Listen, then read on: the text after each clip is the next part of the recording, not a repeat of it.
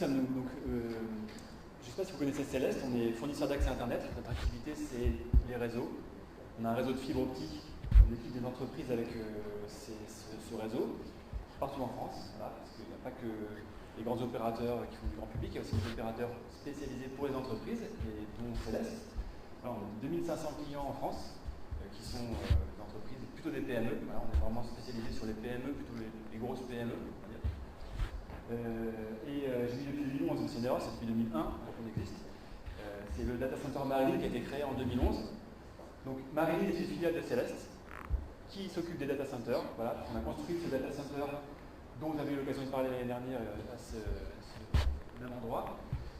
Data center vertical qui utilise le refroidissement par l'air ambiant, donc en forme de tour, hein, je ne sais pas si vous vous rappelez, l'air passe à travers l'étage et sort par le haut. Donc on optimise le free cooling, le refroidissement par l'air ambiant. Voilà. Et donc on a créé et exploité ce data center depuis, il est en exploitation depuis 2011. Voilà. Et on avait une demande des clients, nos clients PME, les 2500, qui ne sont pas des gens du data center, qui ne connaissent pas forcément pas leur métier, qui ont tous des salles informatiques partout en France. Ils nous disaient, nous on aimerait bien. On est client des data centers, on est client du cloud, on veut faire du cloud public, du cloud privé, etc. Mais on a quand même des serveurs chez nous et on aimerait bien les gérer de manière professionnelle. Donc c'est ça qu'on cherche cette demande-là qu'on cherche à adresser. On va viser les salles informatiques. Les salles informatiques, ce n'est pas les data centers, d'accord? On ne vise pas le marché du data center, on vise le marché des salles informatiques qui existent. Il y a des salles informatiques dans toutes les entreprises, plus ou moins grandes. Et elles sont souvent dépassées. Nous, on voit chez nos clients qu'une salle informatique, c'est pas forcément, c'est pas au niveau d'un data center. Pourquoi? Parce qu'il y a des contraintes des bâtiments de bureaux. Donc déjà, il y a des fenêtres, souvent. Il y a des dimensions qui ne sont pas forcément faites pour un data center. Il faut rajouter un faux plancher. Il y a parfois des canalisations. J'ai un client qui est un gros client, une grosse salle informatique, et il s'est rendu compte qu'il y avait un tuyau d'eau qui passait au-dessus de la salle informatique pour l'évacuation de ces eaux pluviales ou eaux usées. Voilà. Donc ça n'a pas été conçu pour ça, un bureau. Il y a souvent des onduleurs qui sont limités, qui vont durer quelques minutes. Il n'y a souvent pas de bombe électrogène dans les salles informatiques. Il y a toujours un seul tableau électrique. Je n'ai jamais vu une seule salle informatique avec deux tableaux électriques. C'est-à-dire qu'il y a le tableau informatique, le tableau électrique du bâtiment, point barre. Donc si on veut faire une intervention sur ce tableau, on coupe la salle informatique. Souvent la clim c'est assez limité, surtout dans les bâtiments parisiens, etc. On ne peut pas tellement installer de choses à l'extérieur du bâtiment, donc c'est souvent assez limité. Elle-même, la salle informatique, elle présente des risques.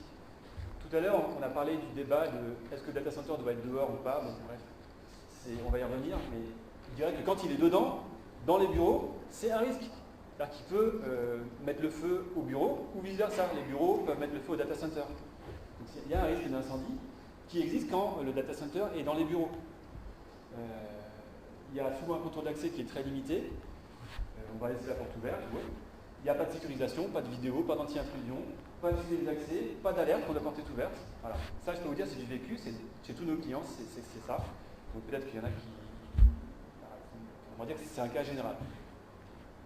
Et la salle informatique ne répond pas aux besoins d'évolution, parce qu'il n'y a pas de modularité, il n'y a pas souvent de double adduction en fibre, il n'y a pas de réversibilité, une fois qu'elle est installée, allez la déplacer.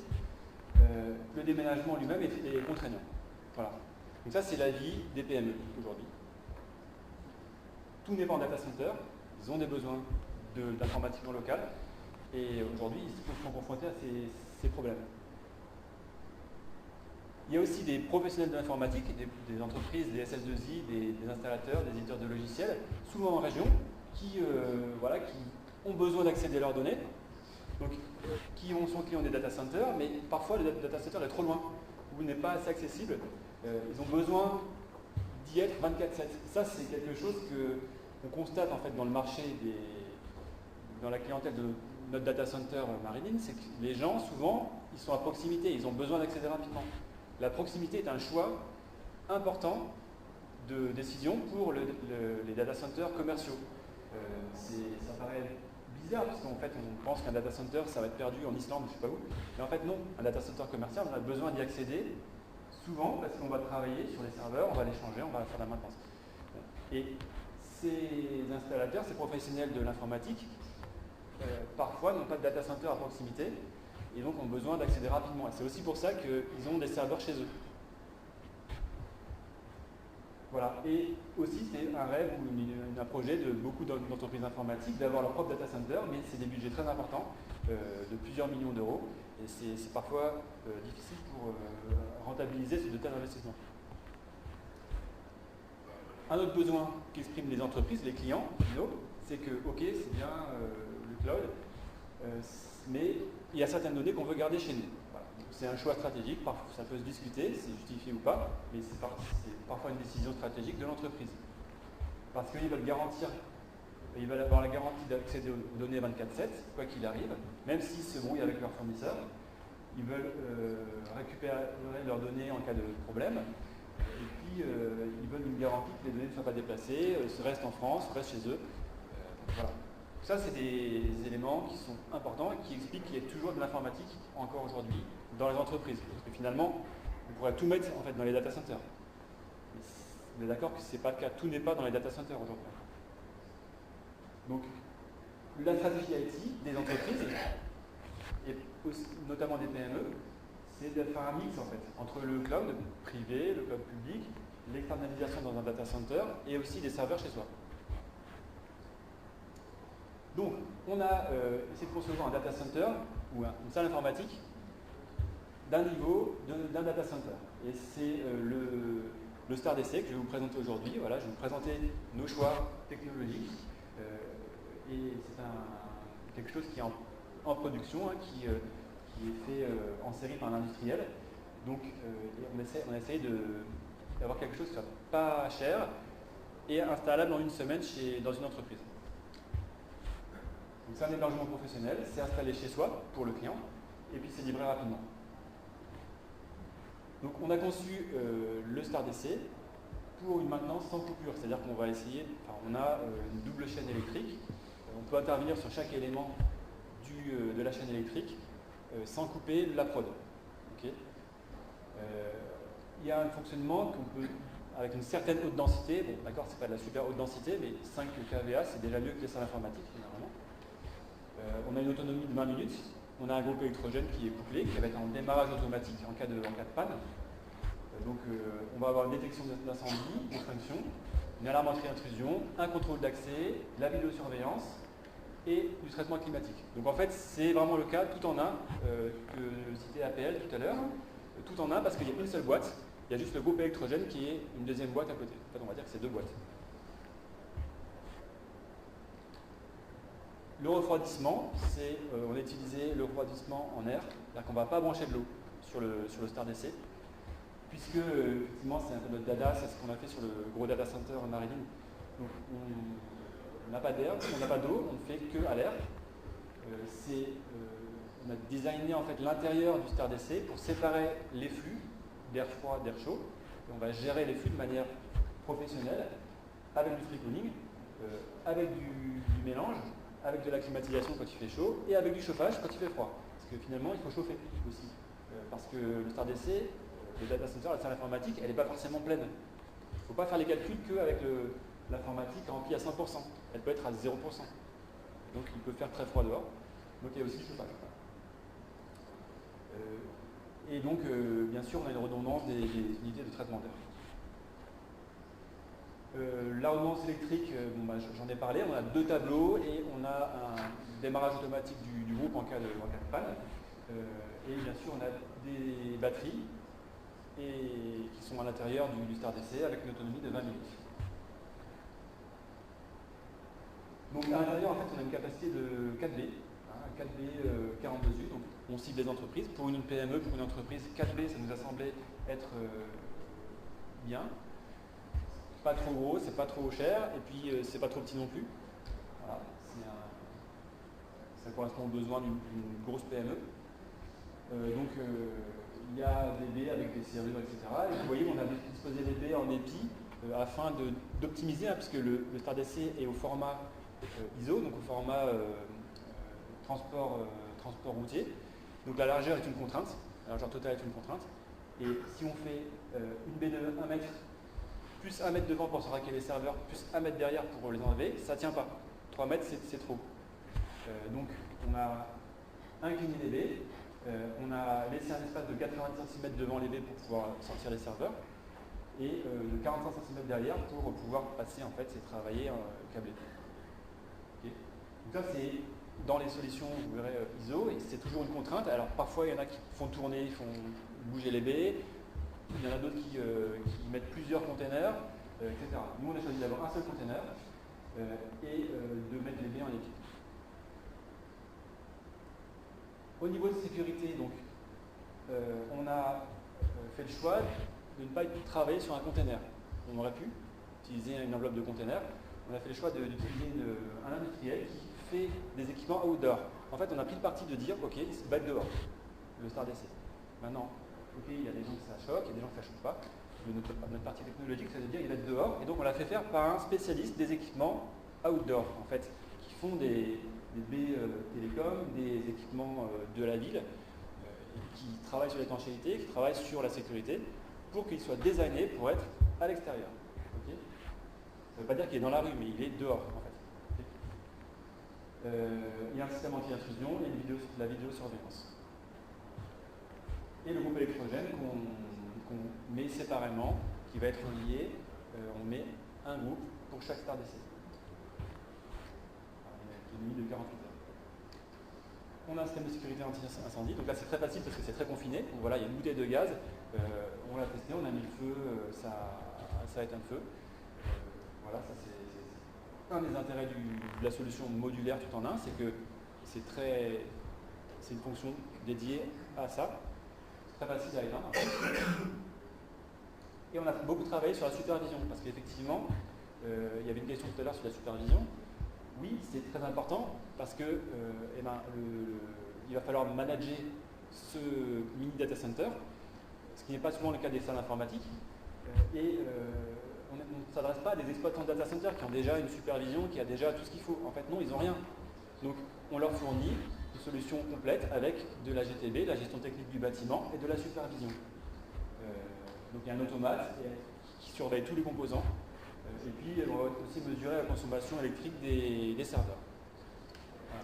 Donc, on a des écrans de supervision qui nous disent voilà, il y a une porte qui a été ouverte, il y a un équipement qui est en panne, ça consomme, etc. Donc, le client il peut voir ça à la fois sur un écran à l'intérieur du StarDC et aussi sur notre espace client, puisqu'on va proposer au client de maintenir son StarDC à distance. Donc, lui-même, à distance, il peut superviser son data center, son StarDC. Voilà, ça c'est l'écran de gestion qui se trouve dans le data center. Donc on a pas mal de fonctionnalités. On a même de la commande. Depuis cet écran, on va pouvoir commander notamment la consigne de température. Puisqu'en fait, la consommation d'énergie, on est d'accord, c'est le client qui va la payer. C'est l'entreprise qui va accueillir le data center, le StarDC, qui va payer l'énergie. Donc c'est à eux de décider de la consigne en fait. La principale variable d'ajustement, c'est de savoir s'ils veulent qu'il fasse très froid dans leur data center ou pas trop froid. Parce que finalement, le froid, c'est du confort. En fait. Ça peut très bien faire 30 degrés en allée froide, on peut même faire 35, ça va très bien marcher. Mais il y a certains clients qui veulent qu'il fasse 20 degrés, c'est leur choix. Et en fait, s'ils baissent la consigne, ils vont consommer plus d'énergie puisque la climatisation va entrer en marche plus fréquemment. Donc c'est eux qui passent le curseur, c'est eux qui vont payer la note d'électricité. C'est à eux de voir s'ils veulent un data center très froid ou pas trop froid. Ça dépend aussi du climat extérieur. On va également fournir des prestations de réseau, c'est-à-dire que le data center, en fait, il est posé en dehors, il est posé à l'extérieur du bâtiment d'entreprise. Donc on va interconnecter le bâtiment principal et le StarDC. On va interconnecter différents StarDC entre eux, parce qu'évidemment, 4B, ce n'est pas forcément suffisant, ils peuvent avoir besoin de plusieurs modules. On va apporter une connexion Internet en fibre, avec une double adduction. Il y a 2 armoires fibres, il y a 2 adductions prévues avec des trappes. Et on va apporter une connexion de maintenance pour faire la maintenance des éléments techniques. Voilà un exemple d'installation. Enfin, on a un terrain Vous avez les bureaux, le bâtiment principal du client. Vous avez le Star DC qui est là. Ça peut être sur un parking, il peut être sur une dalle. Voilà. Il peut être, on peut avoir un espace clôturé. On va faire une chambre, on va faire du génie civil. Donc on va faire une chambre télécom. On va faire des fourreaux pour l'alimentation au réseau, l'alimentation électrique, le passage du groupe. Voilà, on a une adduction qui est complète. Et on va faire une deuxième adduction si le client veut sécuriser son adduction. C'est du génie civil, voilà, ça se fait, bon, ce n'est pas des fourreaux pas des distances très grandes, donc c'est tout à fait raisonnable.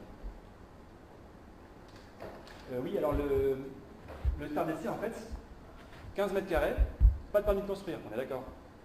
Le permis de construire, c'est à partir de 20 mètres carrés. Donc on le pose, on fait déclaration de travaux, on le pose. Aucun délai de permis de construire.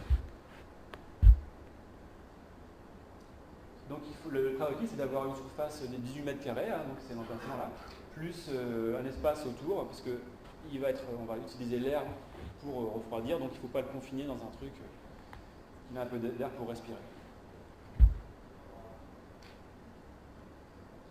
Le transport, donc on va réaliser le transport jusque chez le client. Donc, si c'est à l'étranger, on peut l'amener jusqu'à un port de commerce.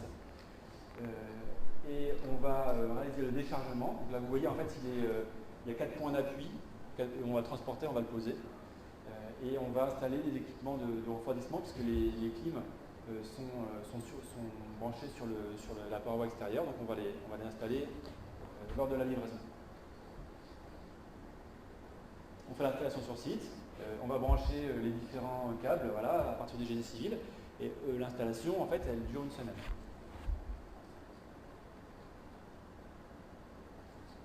On va pouvoir aussi proposer des prestations de maintenance. C'est le client qui décide, hein, s'il veut maintenir tout seul, il peut. C'est interopérable, hein, avec tous les systèmes, que ce soit le contrôle d'accès, la gestion technique du bâtiment, l'anti-intrusion ou la vidéosurveillance. C'est des systèmes interopérables. Si le client a son propre système, il les interconnecte. Maintenant, s'il le souhaite, on peut lui proposer des prestations de supervision, de maintenance, de remplacement. C'est à lui de décider. Et d'intervention en cas de panne. Voilà. Alors, dans notre projet Star DC, on a utilisé donc on a un client qui utilise depuis 1 an ce Star DC en production avec succès. Il fournit des services de cloud. On a fait depuis le prototype quelques modifications. Voilà, suite à un retour d'expérience sur l'accès, la vie quotidienne du bâtiment. Et on commercialise en France. Et on a un objectif aussi de le faire aux États-Unis, puisqu'il y a un enjeu aujourd'hui aux États-Unis de consommation d'eau, les data centers. Les data centers, en fait, notamment en Californie, consomment de l'eau et nos produits ne consomment pas d'eau. Donc on pense que ça peut apporter une réponse à ce problème. Voilà. Et puis on a un petit projet qui est marrant, qui est donc un projet de recherche en cours. Alors, à la question de oui, mais le data center il est dehors, bon d'accord, on peut répondre en disant voilà, on va le mettre dans une infrastructure existante et il y a des collectivités qui ont des souterrains et on travaille en fait avec une collectivité dans la région des Pays de la Loire qui a beaucoup de souterrains et l'idée ce serait de mettre un data center enterré, donc ça répond à une question de sécurité et puis ça répond aussi à une question thermodynamique parce qu'en fait il fait toujours 11 degrés dans une grotte, donc on a besoin de beaucoup moins refroidir. Le PUE du Star DC à l'extérieur en tempéré il est de 1,25 puisqu'on va utiliser le free cooling. Pourquoi 25 ? C'est quand il fait chaud en fait, on va climatiser. Quand on est ici, il ne fera jamais chaud, parce qu'il fait toujours 11 degrés, donc on veut se rapprocher d'un PUE de 1, on n'aura quasiment jamais on n'aura jamais besoin de climatiser. Donc, ce projet de recherche, voilà, on est en train d'installer un Star DC dans un environnement un peu hostile, une grotte, pendant 1 an, et on va voir ce que ça donne. Voilà, je ne sais pas si vous avez des questions sur tout ça.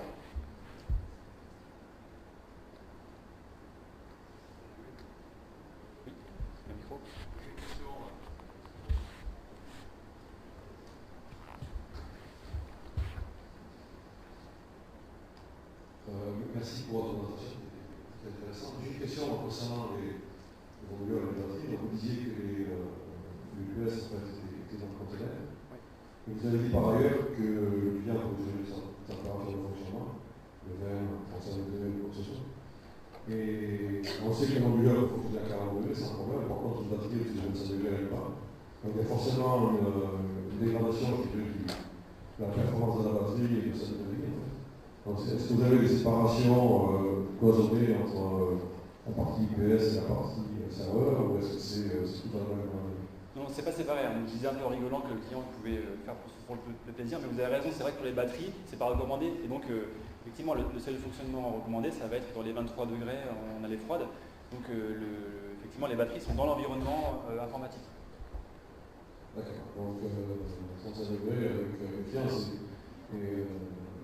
Ma deuxième question, c'est concernant on voit de plus en plus une tendance à essayer de récupérer l'air chaud. Vous avez un tableau assez négatif de la salle informatique, vous savez pas je sais quoi. Par contre, vous n'avez pas parlé du fait qu'en salle informatique, on peut récupérer de l'air chaud parce qu'il y a des bureaux. Est-ce que votre système permet de récupérer un bâtiment l'air chaud et si oui, comment ça peut s'installer? Bien que ça soit compliqué, je suis d'accord. Et maintenant, c'est là.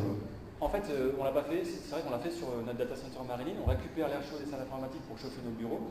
Donc c'est une installation qui est un peu coûteuse, donc il faut quand même un certain volume de chaleur. Là, on pourrait très bien récupérer l'air chaud pour chauffer des bureaux, mais on a calculé que le coût d'installation ne serait pas rentable pour le client. Voilà, mais ce serait tout à fait possible, on va dire en théorie. Du coup, c'est pas rentable. C'est ça.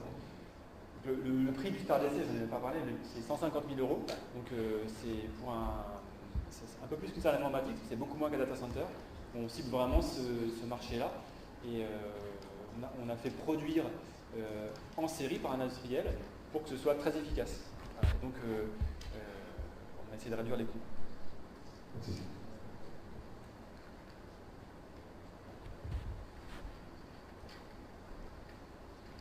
Oui, bien sûr.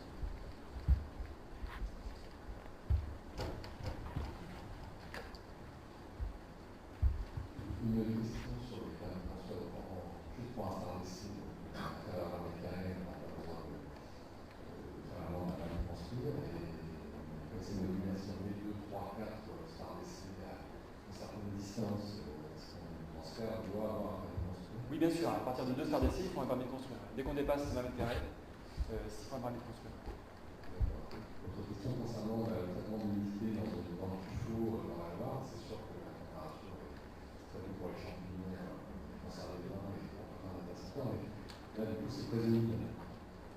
Bien sûr, vous avez raison, c'est l'enjeu principal des tests. C'est pour ça qu'on fait un prototype pendant 1 an, puisque effectivement la température elle est très bonne, mais l'humidité est très mauvaise, c'est 100% tout le temps. Donc il faut un élément très étanche, c'est pour ça que le StarDC a été retenu. C'est un équipement outdoor qui est prévu pour l'extérieur, donc qui est très étanche.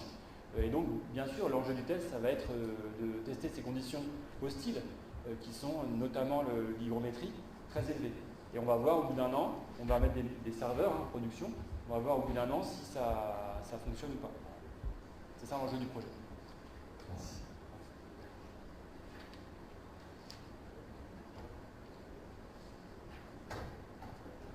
Écoutez, vous avez un quiz après, donc je vous souhaite bon courage. Je sais pas ça ne va pas porter sur le StarDC, mais bonne fin de journée.